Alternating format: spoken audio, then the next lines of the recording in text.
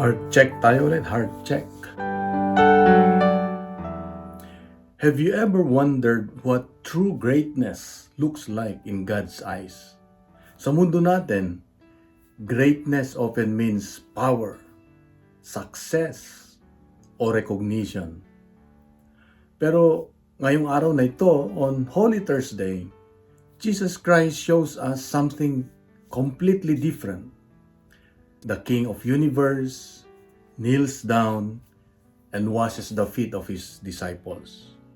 During the Last Supper, Jesus rises from the table, removes his outer garment, and takes a towel. Then he begins to wash the feet of his disciples. This was normally the work of a servant. When he comes to Peter the apostle, Peter shocked. Sabi niya, "Lord, are you going to wash my feet?" But Jesus gently tells him that this act is necessary. Alala ko, ngayong araw na ito, isa ako sa mga napili na huhugasan ng paa sa simbahan ng isang pare. And I started reflecting on this. Anong mararamdaman ko? But in the gospel, after washing their feet, Jesus says, "I have given you an example that you should do as I have done for you." Kailangang gawin mo rin yung ginawa ko sa iyo, sabi ni Lord.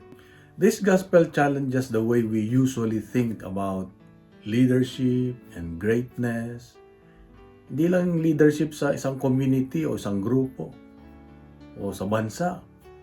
Lalong higit sa pamilya, bilang isang tatay, bilang isang nanay, bilang isang kuya. Sa mundo natin, people often try to be above others. We compete, we seek recognition, we want to be important. Irespeto niyo ako ang panganay, ako ang tatay. But Jesus shows us another way. True greatness in God's kingdom is found in humble service.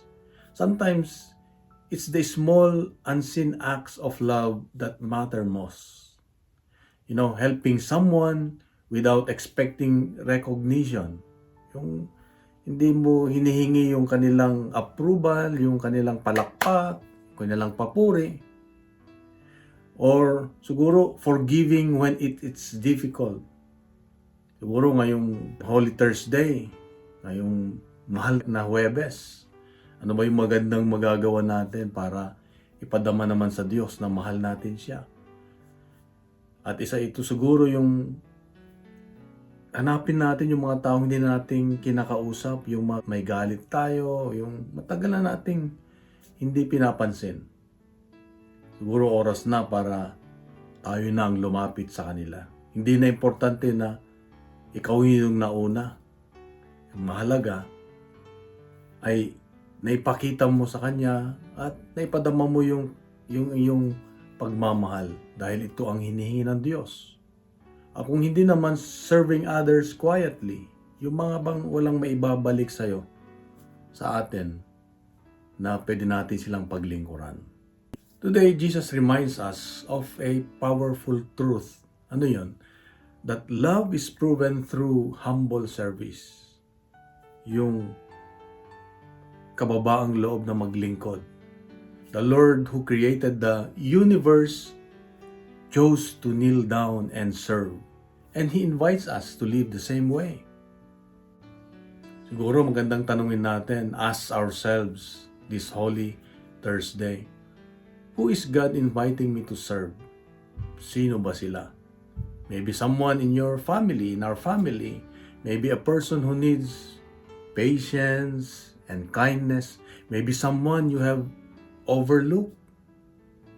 Yung hindi mo naalala o napapansin.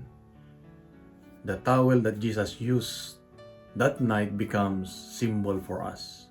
Because following Christ means being willing to serve with love and humility.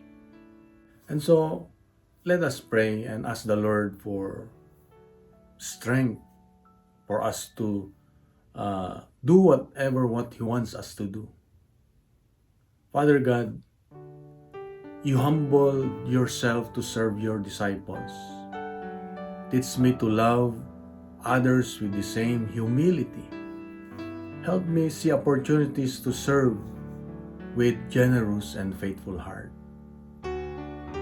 Thank you for reminding us, Father. Help me to make this Holy Thursday be blessed and holy. All these things, Father, I ask and pray through your Son Jesus with the Holy Spirit, one God, forever and ever. Amen. Father, Son, Holy Spirit. Amen. Iniling ko lang po na ibahagi natin, let's share this gospel reflection to your friends, relatives, and co-workers. Fill social media with good news and not fake news, not bad news. A blessed Holy Thursday. God is good and God bless.